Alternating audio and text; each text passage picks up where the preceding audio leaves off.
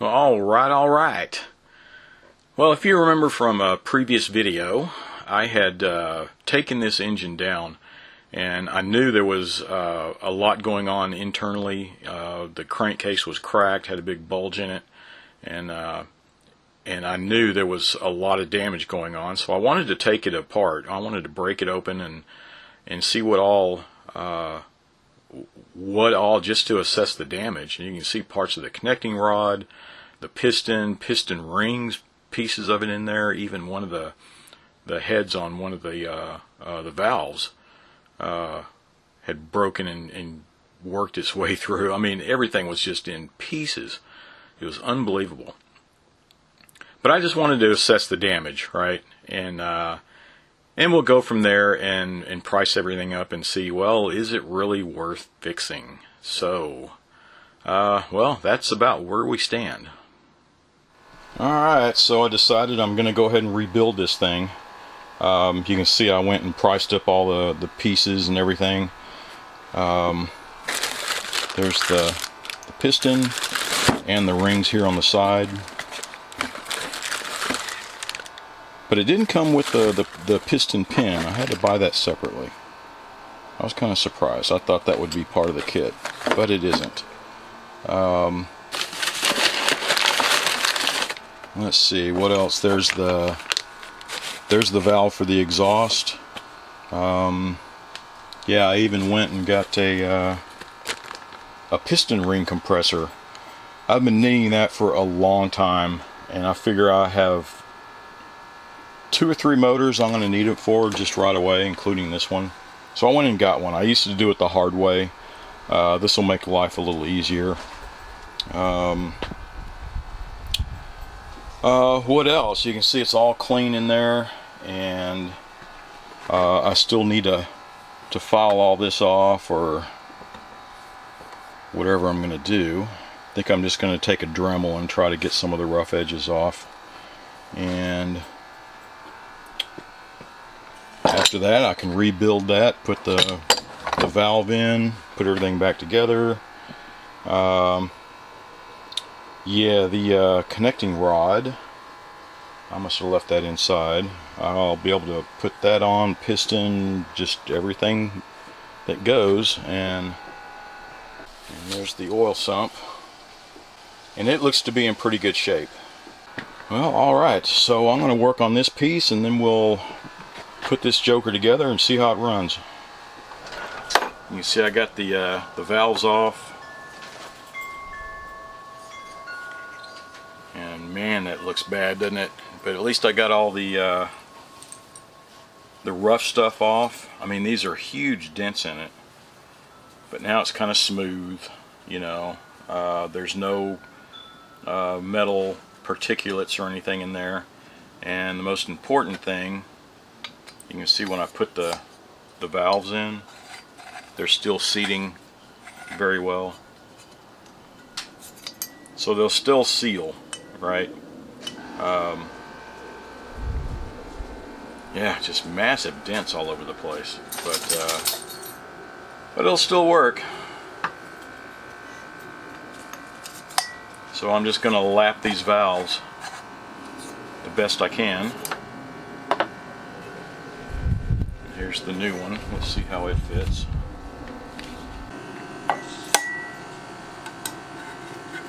Oh yeah.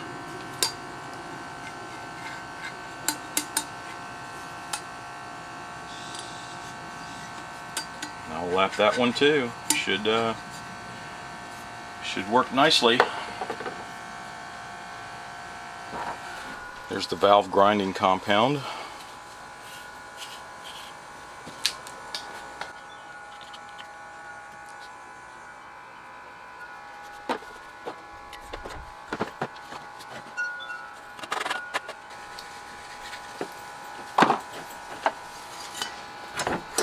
See, I'm putting the valves in. There's the spring.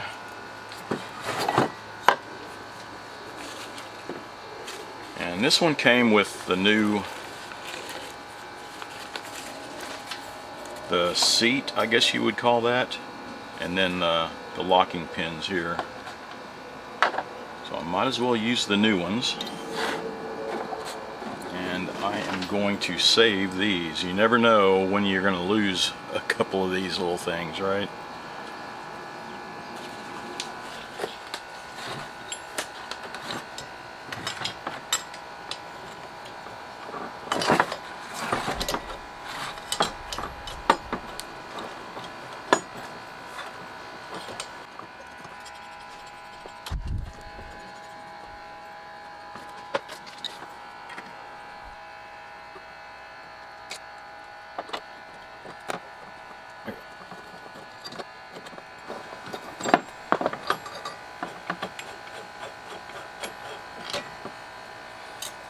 All right.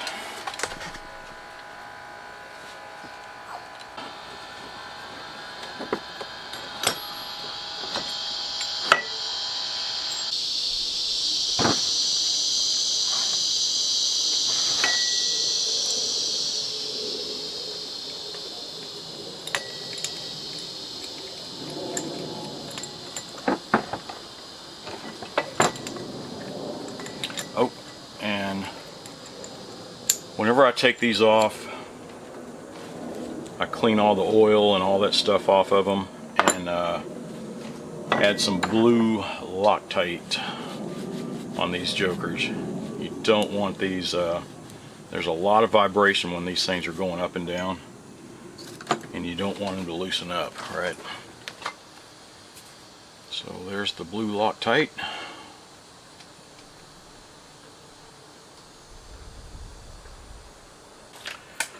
And remember, with this stuff, you're supposed to, it cures in 24 hours. So, but that's about right. You know, once I start, you know, these will be setting all the way around, and it's probably going to be tomorrow morning before I actually mount this engine and add oil and crank it up, right? So,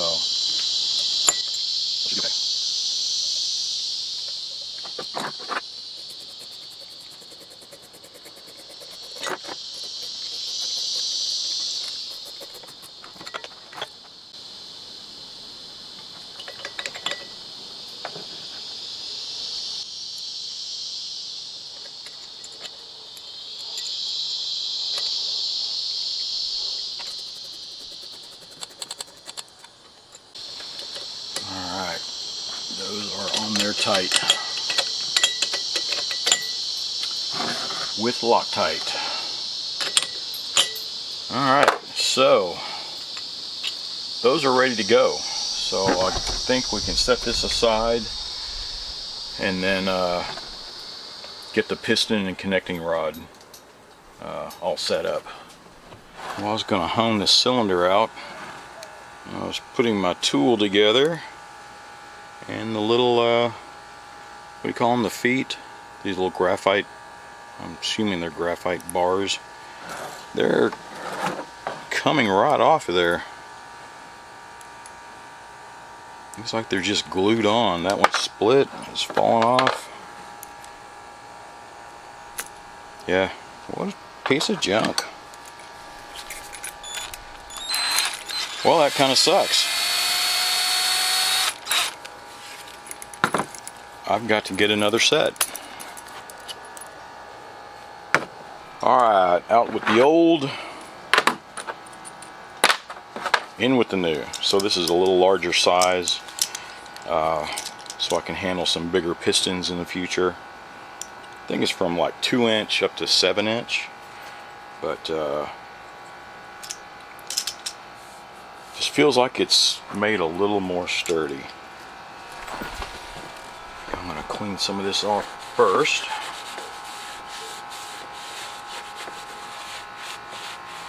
Yeah, I can still feel way back here. A little bit right there, not bad.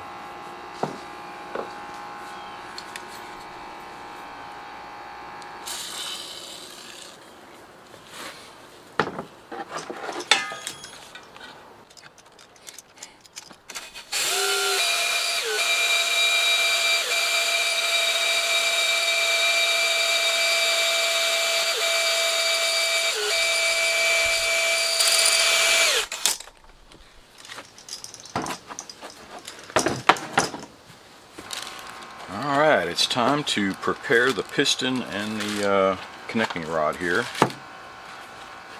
Okay, let's get all this put together. So with this piece, and it'll show you on the instructions also, these come with the connecting rod, and it gives pretty good instructions on what to do. It's basically, you can see the arrow, the way it's pointing. The arrow needs to point towards the flywheel side down here, like that. And your connecting rod, this is number 2, so number 2 needs to be showing on top like this. Put it in place. And I had put a little oil on it. It probably could use a little more. There we go. And then you can press the ring and put it in place. And then we'll be ready for the rings.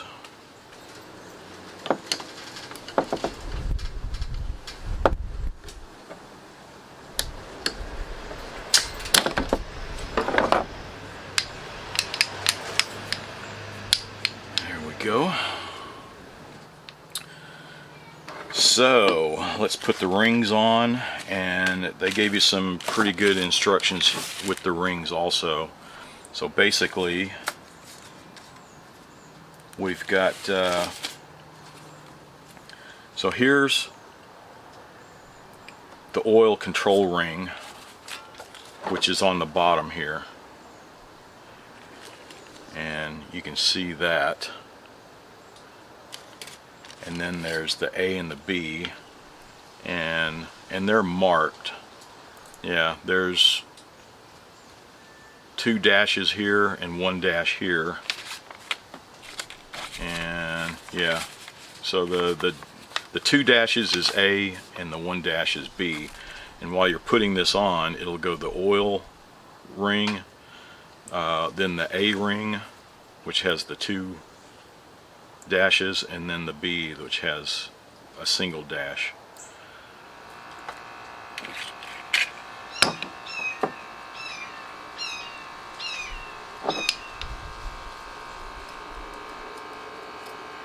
Now I do have a tool for expanding these rings, but I really don't use them until we get up to these 2 here.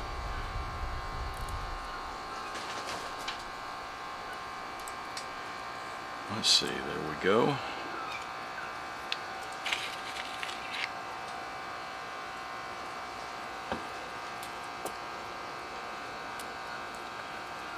And this one, I'm going to go all the way down. So I'm going to try to put the bottom first.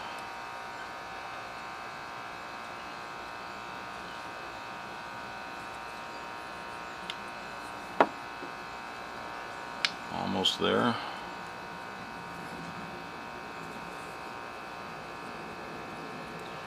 Alright, there we go. So that one's on the bottom. Is something stuck? No, that's right.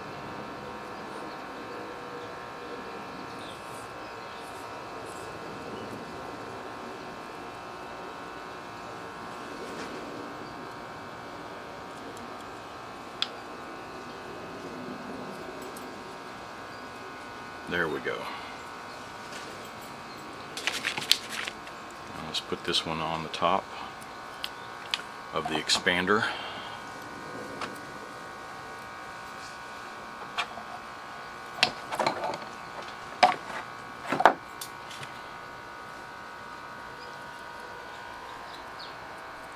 Alright, there we go.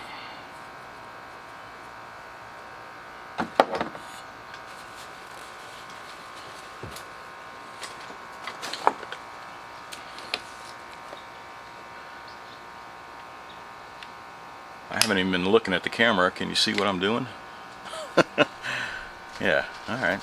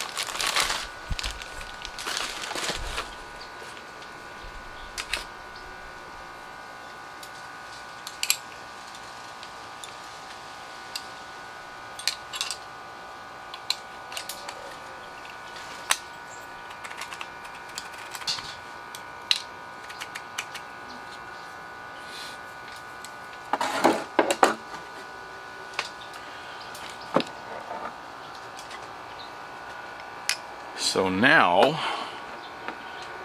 we're going with the A ring. See it here? So the center ring has 2 paint stripes and must be installed with the stripes to the right of the ring gap.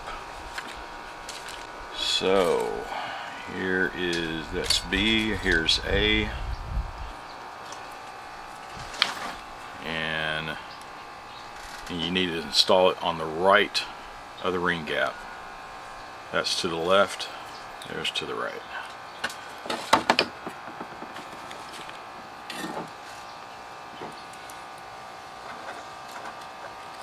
So just gently open it up. You don't want to crack the piston ring. I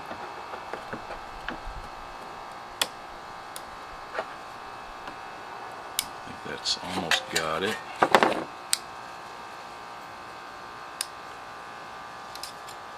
There we go. And we'll do the same for B. And it needs to be to the right.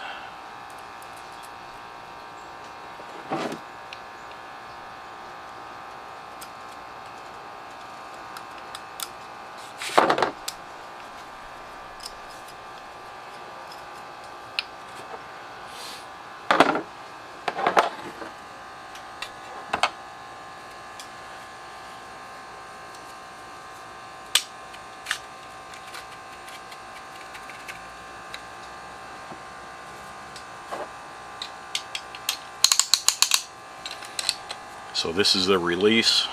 You can tighten it up if you want to release it. Just pull the trigger, but it will spring all the way out. So just hang on to it while you're doing that.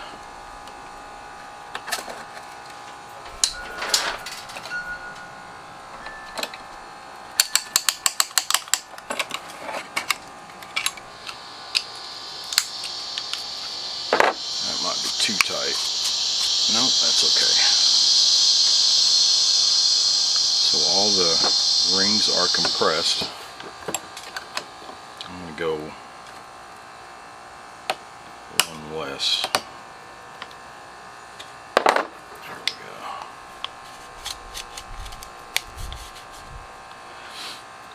go. Okay, and there's our orientation. The 2 is up here. Start pressing that in. So now with this in place, I should be able to oh, that's hitting right there on the peg. Okay, that's good. Right there. So I can push the piston in and keep it lined up here. And with this, you need to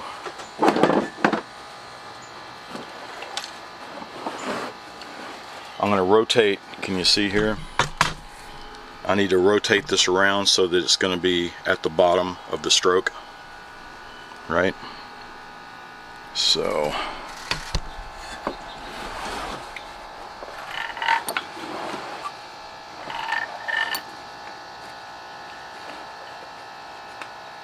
there we go.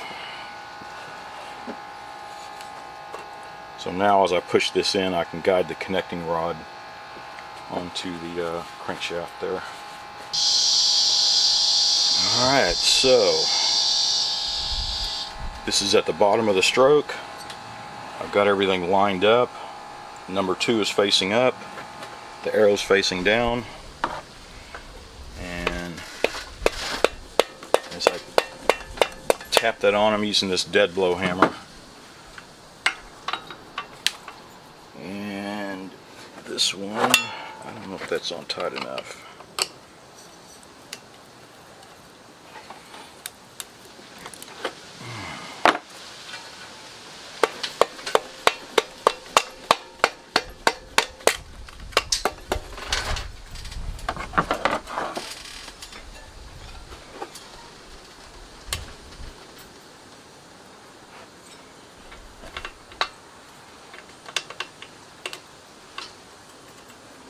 Oh, we got all but one. So this, let me flip this up. So I can still get this on. I can do it old school.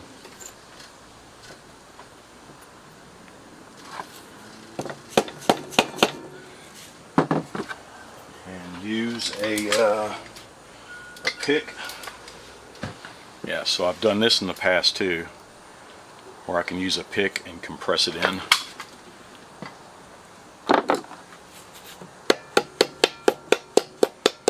There you go.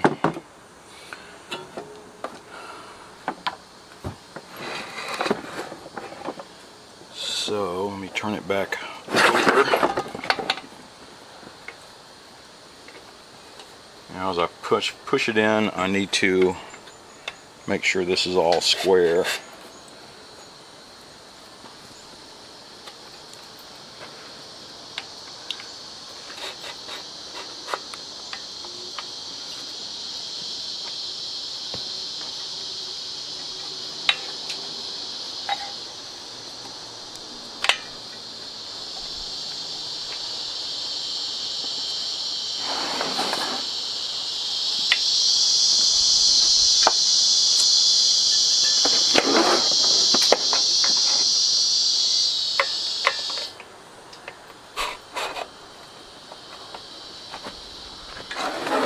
Yeah, you can see it coming across the cylinder head there.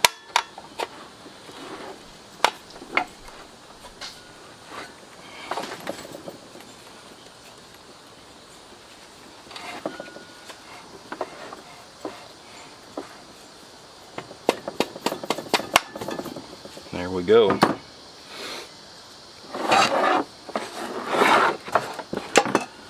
So now we're ready to put the cap on. And when I put the cap on this, I always put some blue Loctite on there. So let me get this stuff out of the way.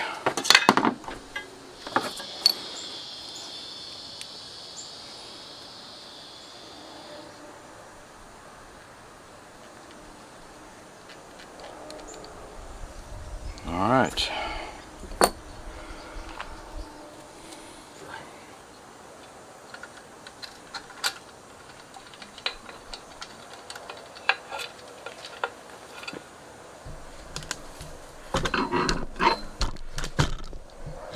See what I'm doing.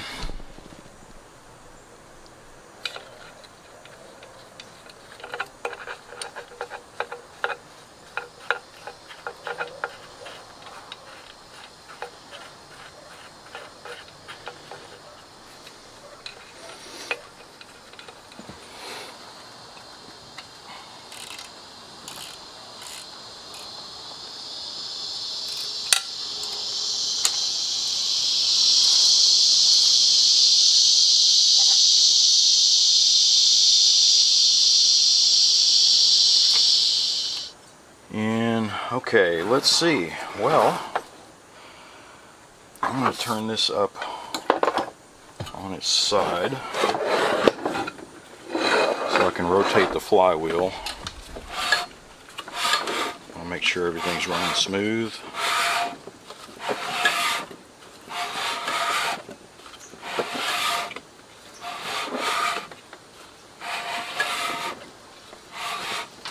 All right.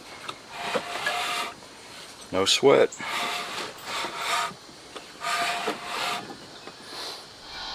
So I guess while I'm putting the rest of this together, I'm going to epoxy this down. I'm going to get some JB Weld and I'll show you what I like to do with it. Everything's still clean in there.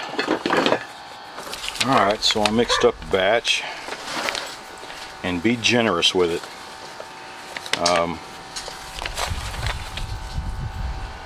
So I usually coat the inside and the outside, right? So all this is clean. I know I'd cleaned all this before, and I'm just going to put it all around the seam and picture it like it's going to sandwich it in. You have a bunch of it up here on the top, and the same thing on the inside, because you can see it's pushing out. I want to fill that little cavity in all the cracks and leave a lot of it left around the perimeter of it, right? So now it's on there, and it looks like it has the, on the inside and the outside, so that it won't move back and forth, right? And that usually does the trick. I've never had one fail me, but you got to remember, that's just a precaution. I just don't want it to leak or further crack. There's not a whole lot of pressure inside the cavity here. All your pressure is out here on your heads, right? And usually if there's any pressure buildup, if there's any blowback and pressure buildup, well, that's what that exhaust, that relief is, and that's where all the pressure goes. So you really don't have to worry about that.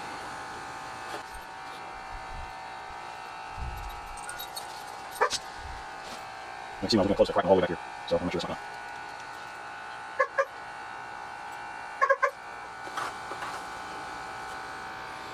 Zoe.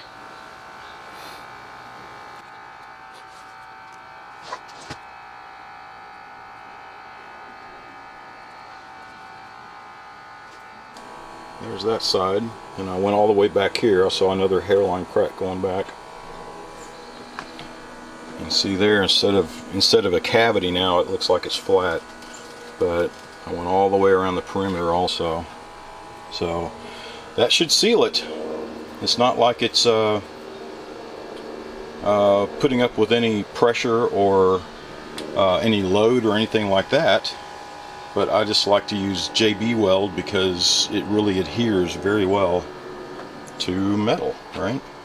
And then when you have it on both sides, it's harder for it to separate, right, when they're joined like that. So yeah, so I'm gonna let this dry overnight. This will give me a chance to take a little break. It's already noon out here, and if you're in Texas, you know how the heat has been. This is what, day 32 or 34 of straight 100+ degree weather. And I forget what the total is, 45, almost 50 days, over 100, and it's been setting records. I mean, it's unbelievable. I think 109 yesterday. I think it's going to be about 108 or 107 today. It's fluctuating in that area. So by noon, phew, that's it for me. Even in the shade, it's like an oven. But I'll let this dry, and I will continue on in the morning. It'll be a nice break for me and a split second for you. Alright, so it is the next morning, and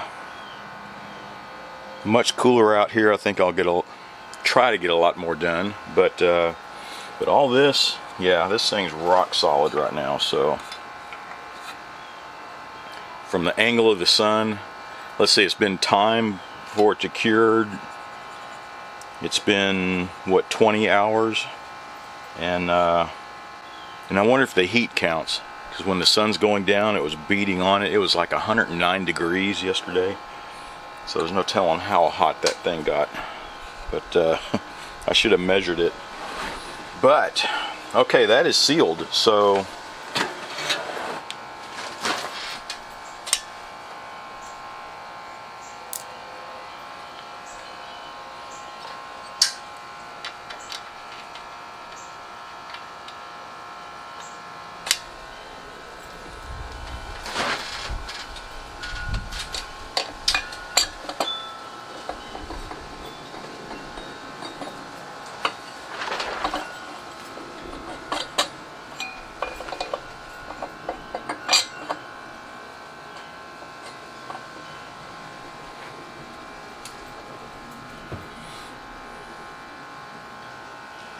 make sure you line up that dot.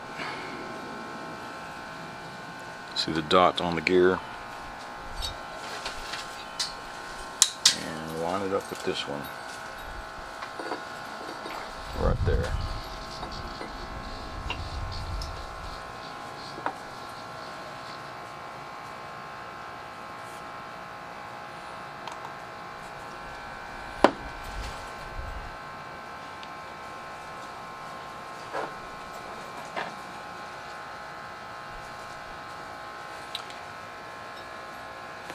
Oh, and there's a key in here.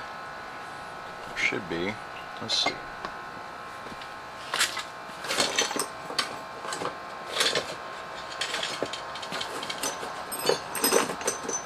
Get on with it. Yes, get on with it. Oh, I am enjoying this scene. Get on with it. Did it fall in here? So what I'm looking for, there should be a, you can see the keyway right here, and I thought it was in the box. I bet it got mixed up in all this stuff. Holy cow. Okay, this might take a little while. Oh, there it is right there. Oh man. Okay.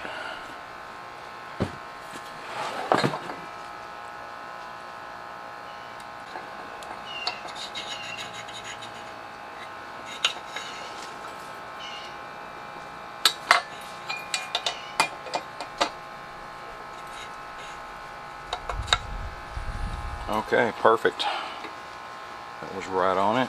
Now let's get the governor on.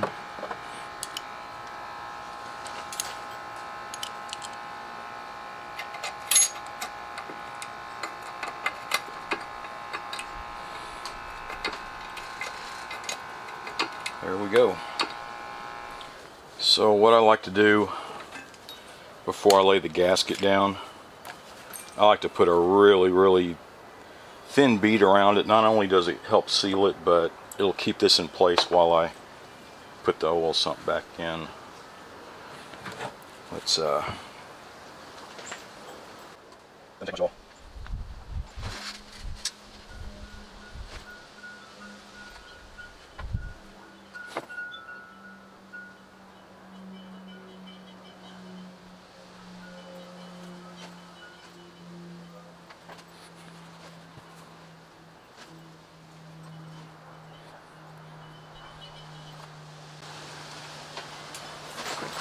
That's about perfect.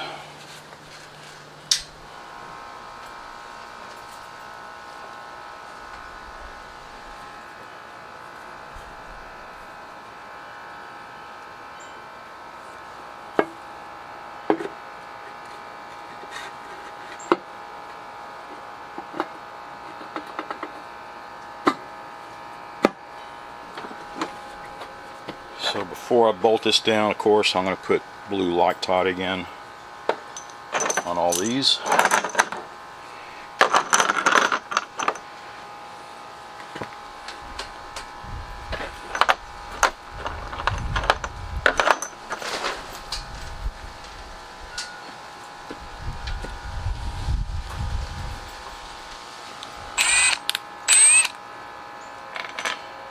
And when I start putting these in, so you do a crisscross pattern, you know, one over here, one over here, one over here, one over here. You just go around and only do about, you know, 70 to 80%, and then go back and do it again and torque them down. All right, so.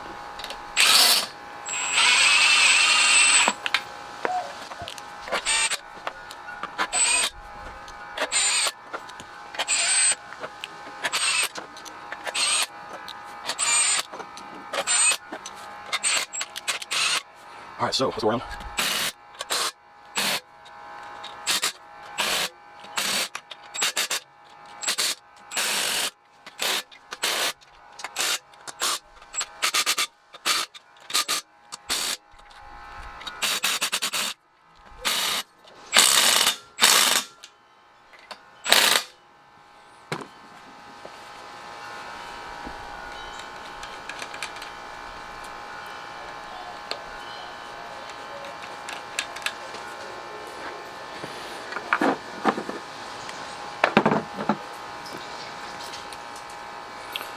Alright, this one really doesn't need another gasket. You can see it's an O-ring, so no biggie. Okay, we gotta line this up. Let's take this out.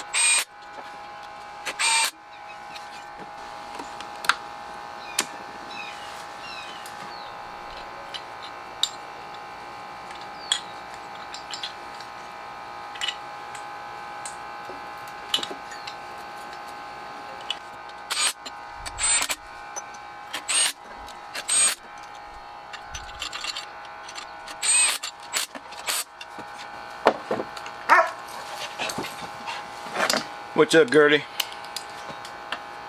Alright.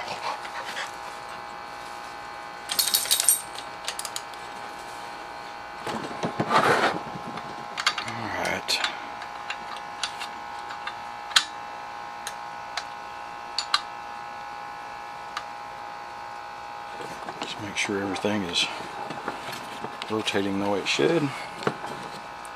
Okay. There we go. And now the other side.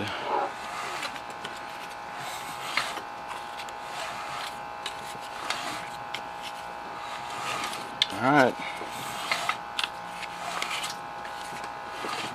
I think that's got it.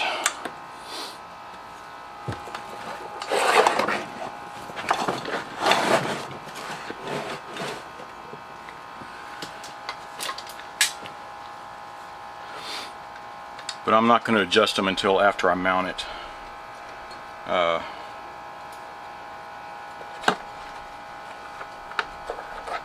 That's just the way I like to do it. Some guys would probably do it right now, seal them off, and we need to put the intake and all that stuff on. But I just like to, adjust it after it's mounted to the tractor for some reason. So this, okay, let's place the governor in. I know it goes like that. Yeah, that's perfect. And then this will screw in.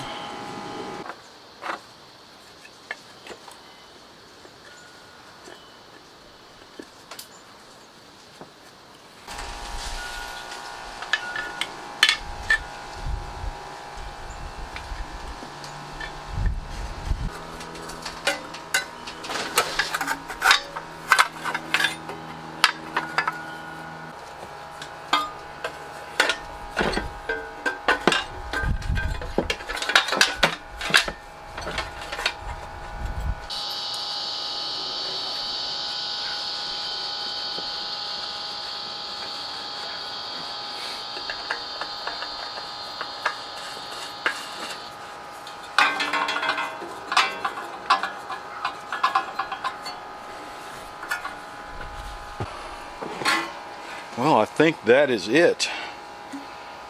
Everything is on. We are ready to mount it onto the frame. Alright, well, I'm anxious to get it started, right? But I need to mount it to the frame, and it's about 11:30. It's almost past my cutoff date because it's already 100 degrees, you know. And I do believe I'll do it in the morning, so it'll be in the morning for me. It'll be a split second for you. Alright, so you can see I got the engine bolted down.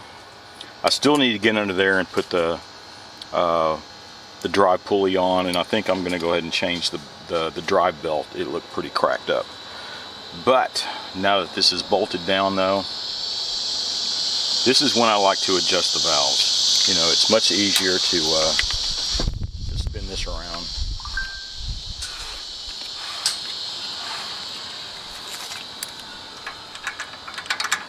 And adjust everything. So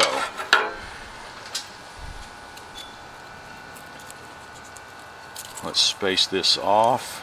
Let's see, what am I looking for?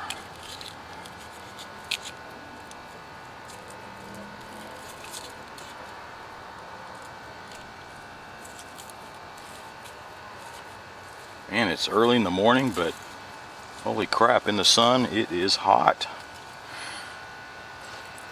And it's usually what, between 4 and 7, I believe.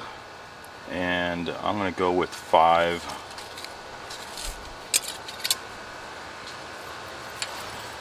Just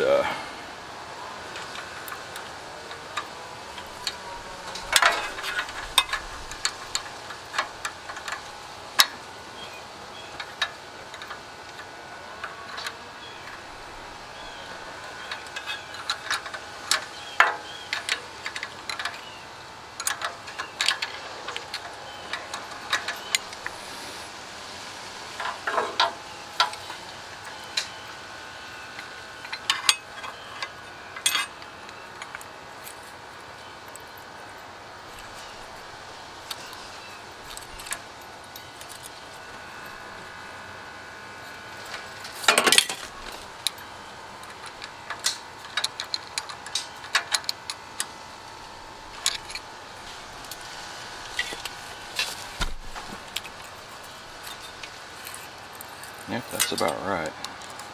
Alright, let's do the same for the bottom here.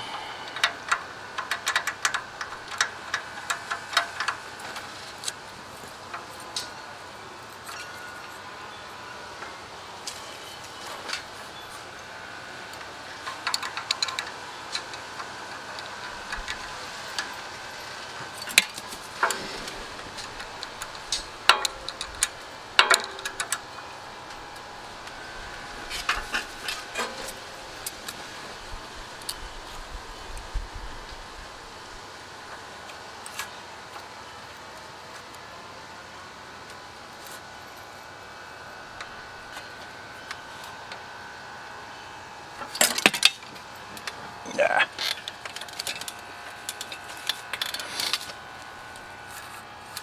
Oh, that's close.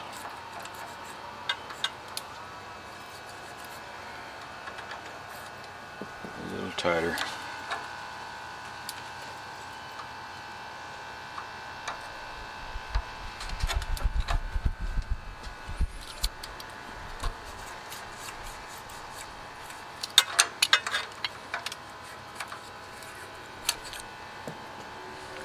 I do believe that's got it, so I'm going to do the same thing on the other side and it'll be set. Alright, let's put some oil in it. Just needs oil and gas now.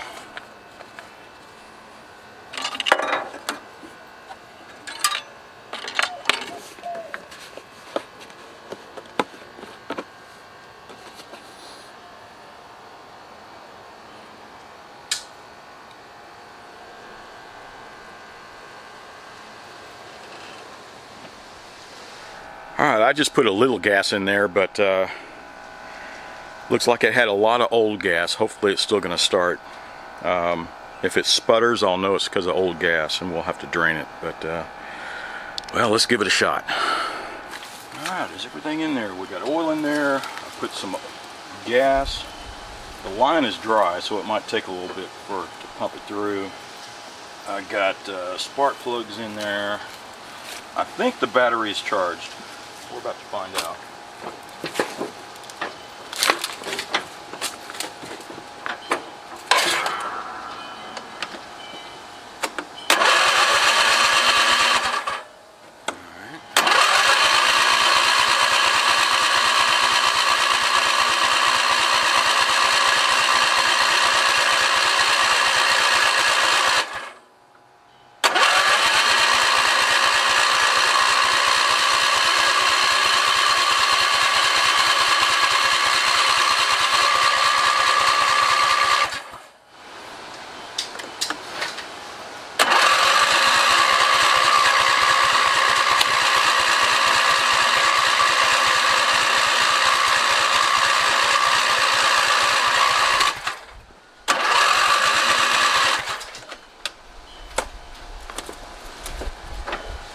So, what do you think? I would like to try to get some fresh gas. See how yellow that is? I thought for sure it would still crank over though. And I did spray some carb cleaner down in there. Well, what do you think? I think I'll disconnect this. I have an auxiliary tank and we'll put some fresh gas into it. Make sure we have fresh gas going in, make sure there is gas getting to the carburetor, which I think there is. I can see it wet down there. We can make sure the fuel solenoid there is working. Well, it's obviously it was backfiring. Obviously it has a spark, but we can make sure it's on both sides, right? And we'll go from there. Alright, got the charger on here, and I put an auxiliary tank that just fell over. I'm just going to use this because I think the gas in the tank was bad.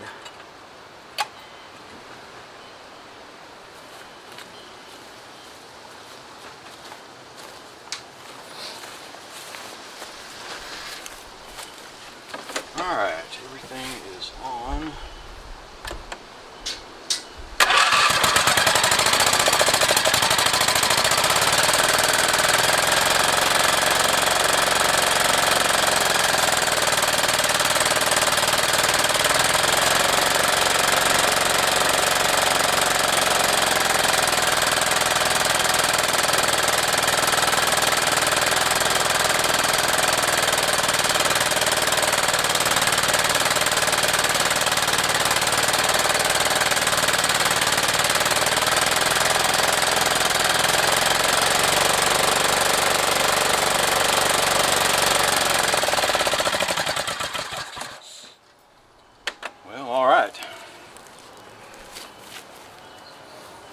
It started, looks like it's burning off a lot of crap over here by the muffler.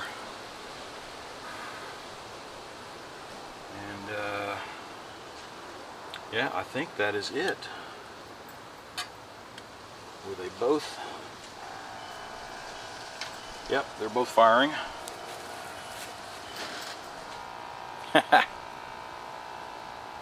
Alright, well I guess I can finish it up, huh?